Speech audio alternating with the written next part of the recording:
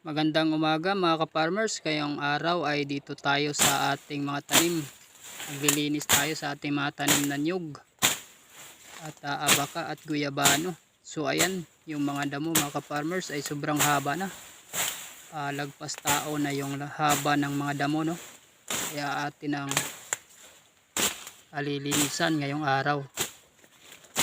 At ang gamit natin dyan ay yung lagaraw at yung nyug. Mga ka-farmers, ang dami ng damo. Kaya tinanggalan natin pati yung ating abaka na maliliit. Kung makikita nyo, yung damo ay lagpas tao na mga ka-farmers. Kaya kailangan natin na linisan. Yan din. So malawak tong ating taniman dito ng nyug at guyabano tsaka abaka. At mayroon pa tayong itatanim, no, na mga abaka sa susunod na araw. At yan ating guyabano. Makikita nyo maliit pa lamang. At yan yung nyug at yung saging na abaka.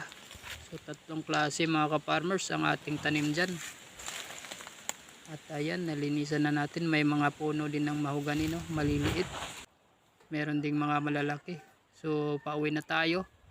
At nagdala din tayo ng kahoy na panggatong. So mga isang buwan na rin to na panggatong mga ka-farmers. At yun lang mga ka-farmers. Maraming salamat sa panonood. Thank you so much for watching. Okay. Alright.